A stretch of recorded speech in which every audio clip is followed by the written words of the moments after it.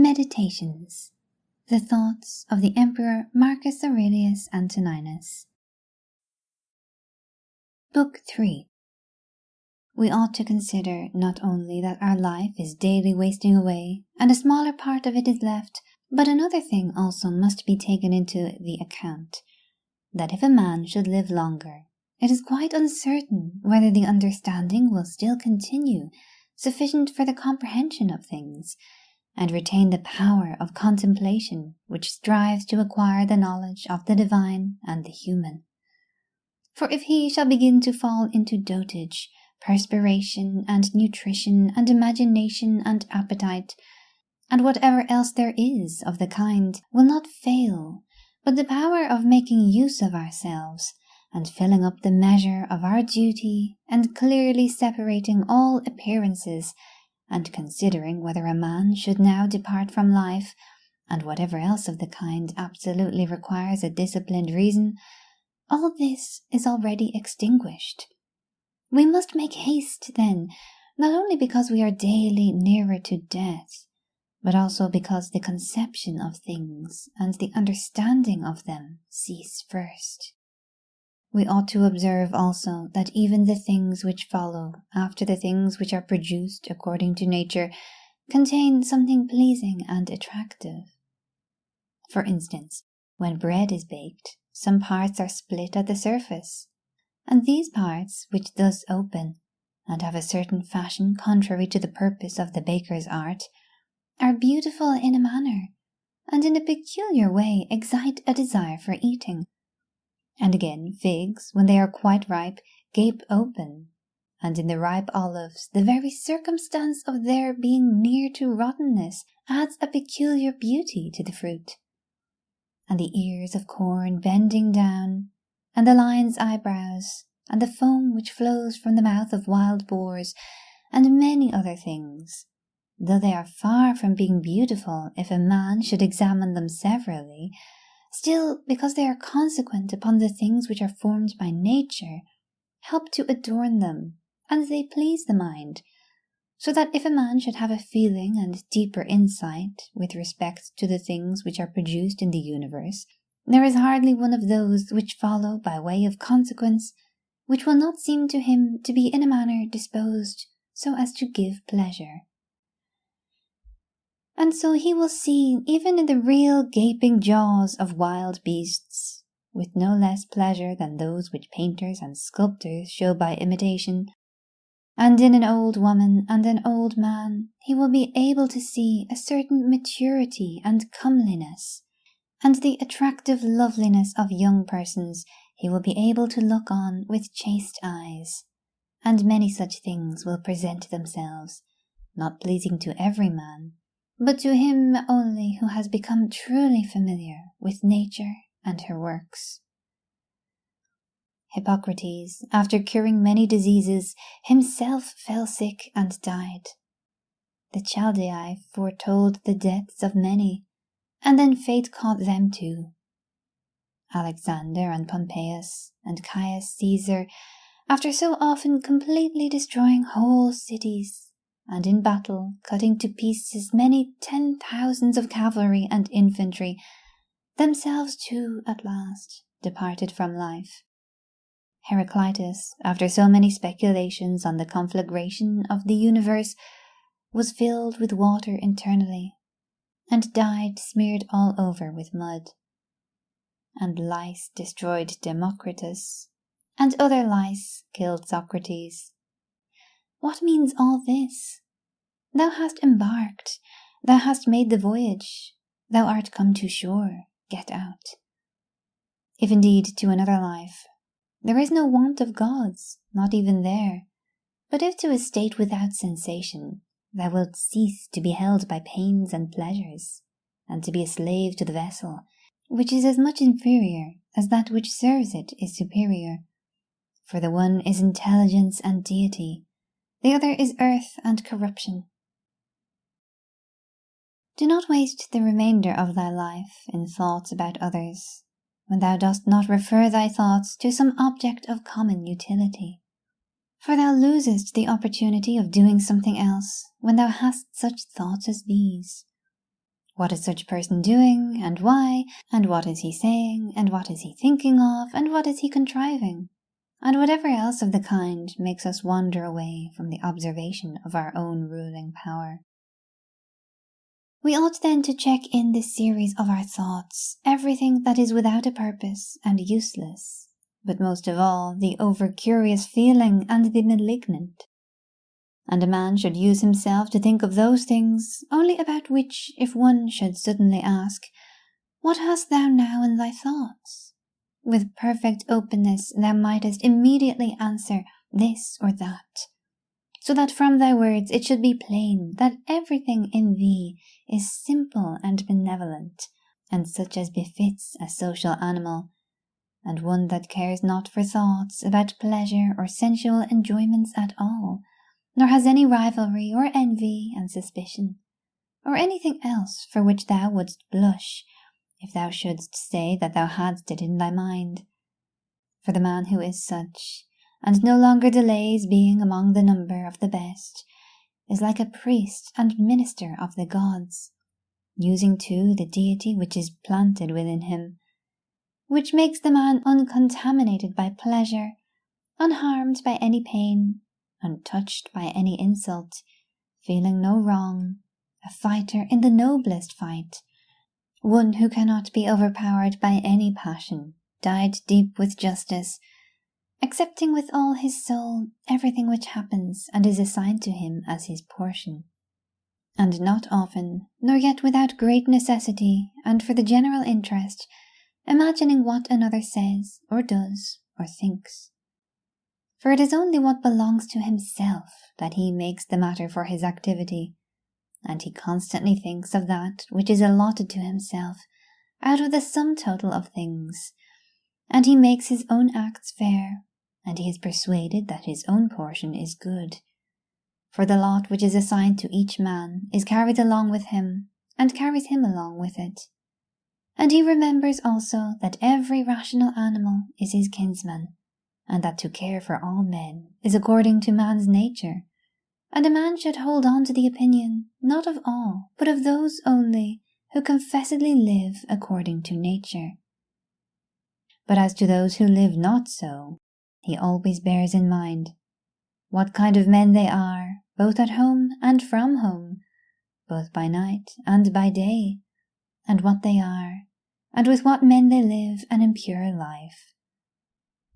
Accordingly, he does not value at all the praise which comes from such men,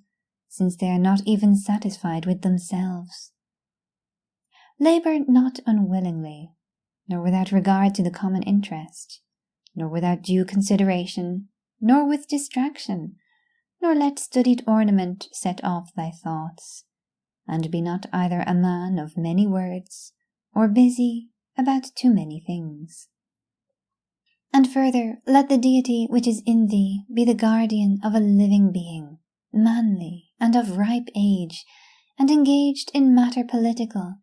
and a Roman and a ruler, who has taken his post like a man waiting for the signal which summons him from life, and ready to go, having need neither of oath nor of any man's testimony. Be cheerful also, and seek not external help, nor the tranquillity which others give. A man then must stand erect, not be kept erect by others. If thou findest in human life anything better than justice, truth, temperance, fortitude, and in a word, anything better than thy own mind's self-satisfaction in the things which it enables thee to do according to right reason, and in the condition that is assigned to thee without thy own choice. If, I say, thou seest anything better than this, turn to it with all thy soul, and enjoy that which thou hast found to be the best. But if nothing appears to be better than the deity which is planted in thee, which has subjected to itself all thy appetites, and carefully examines all the impressions, and, as Socrates said, has detached itself from the persuasions of sense, and has submitted itself to the gods, and cares for mankind, if thou findest everything else smaller and of less value than this, give place to nothing else, For if thou dost once diverge and incline to it, thou wilt no longer, without distraction, be able to give the preference to that good thing which is thy proper possession and thy own. For it is not right that anything of any other kind, such as praise from the many, or power, or enjoyment of pleasure, should come into competition with that which is rationally and politically, or practically, good. All these things, even though they may seem to adapt themselves to the better things in a small degree, obtain the superiority all at once, and carry us away. But do thou, I say, simply and freely choose the better, and hold to it. But that which is useful is the better. Well then, if it is useful to thee, as a rational being, keep to it. But if it is only useful to thee as an animal, say so, and maintain thy judgment without arrogance. Only take care that thou makest the inquiry by a sure method. Never value anything as profitable to thyself which shall compel thee to break thy promise, to lose thy self-respect, to hate any man, to suspect, to curse, to act the hypocrite, to desire anything which needs walls and curtains.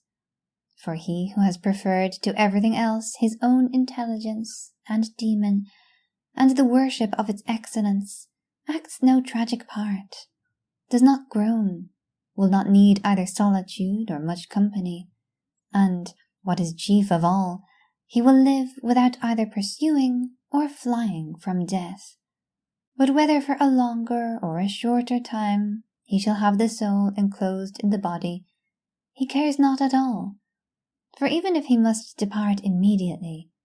he will go as readily as if he were going to do anything else which can be done with decency and order,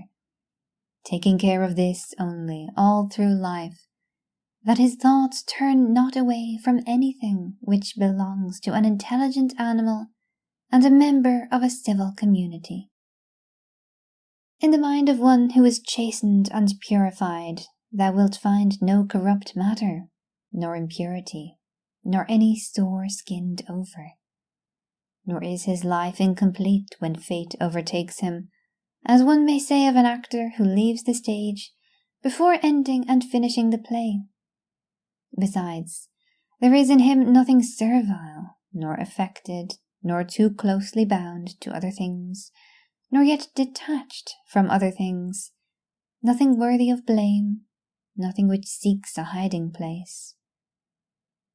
Reverence the faculty which produces opinion. On this faculty it entirely depends whether there shall exist in thy ruling part any opinion inconsistent with nature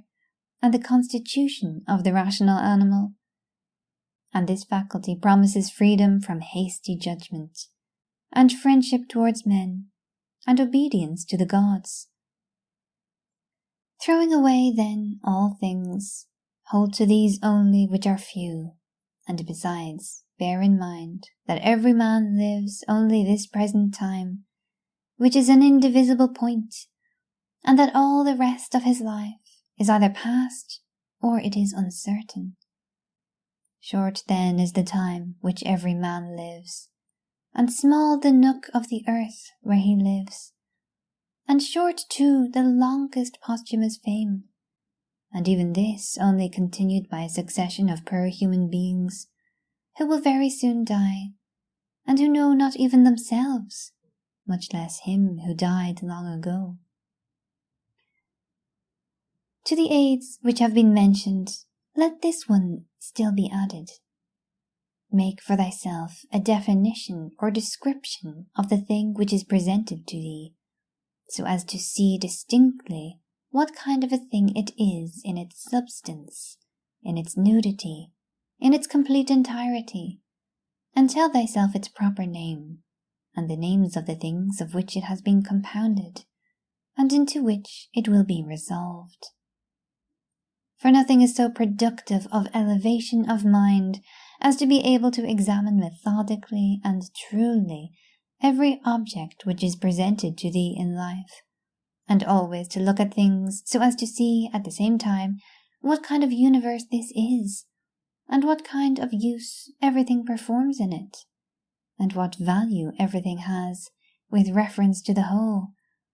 and what with reference to man, who is a citizen of the highest city, of which all other cities are like families. What each thing is, and of what it is composed, and how long it is the nature of this thing to endure, which now makes an impression on me, and what virtue I have need of with respect to it,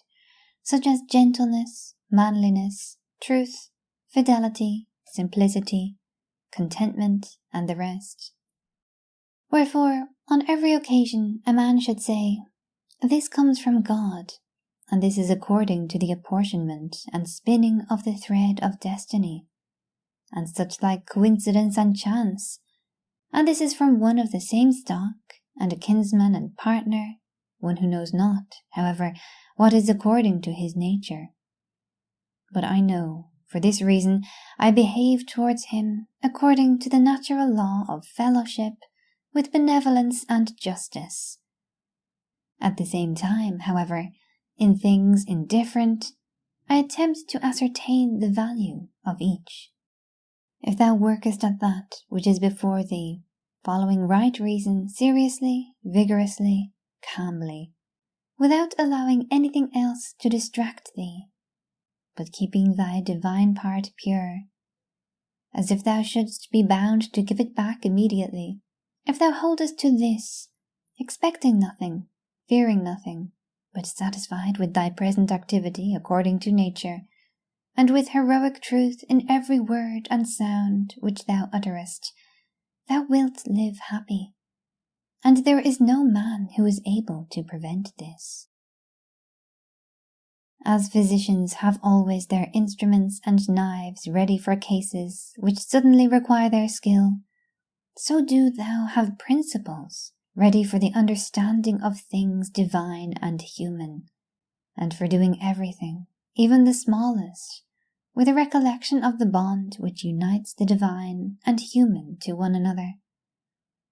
For neither wilt thou do anything well which pertains to man without, at the same time, having a reference to things divine, nor the contrary. No longer wander at hazard, for neither wilt thou read thy own memoirs, nor the acts of the ancient Romans and Hellenes, and the selections from books which thou wast reserving for thy old age. Hasten then to the end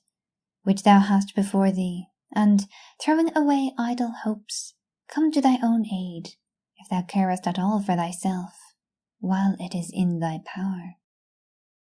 They know not how many things are signified by the words stealing, sowing, buying, keeping quiet, seeing what ought to be done, for this is not effected by the eyes, but by another kind of vision. Body, soul, intelligence. To the body belongs sensation, to the soul appetites, to the intelligence principles. To receive the impressions of forms by means of appearances belongs even to animals. To be pulled by the strings of desire belongs both to wild beasts and to men who have made themselves into women, and to a Phalaris and a Nero, and to have the intelligence that guides to the things which appear suitable belongs also to those who do not believe in the gods, and who betray their country, and do their impure deeds when they have shut the doors. If then everything else is common to all that I have mentioned, there remains that which is peculiar to the good man, to be pleased and content with what happens, and with the thread which is spun for him, and not to defile the divinity which is planted in his breast, nor disturb it by a crowd of images, but to preserve it tranquil, following it obediently as a god, neither saying anything contrary to the truth, nor doing anything contrary to justice. And if all men refuse to believe that he lives a simple, modest, and contented life, he is neither angry with any of them, nor does he deviate from the way which leads to the end of life, to which a man ought to come pure, tranquil, ready to depart, and without any compulsion, perfectly reconciled to his lot.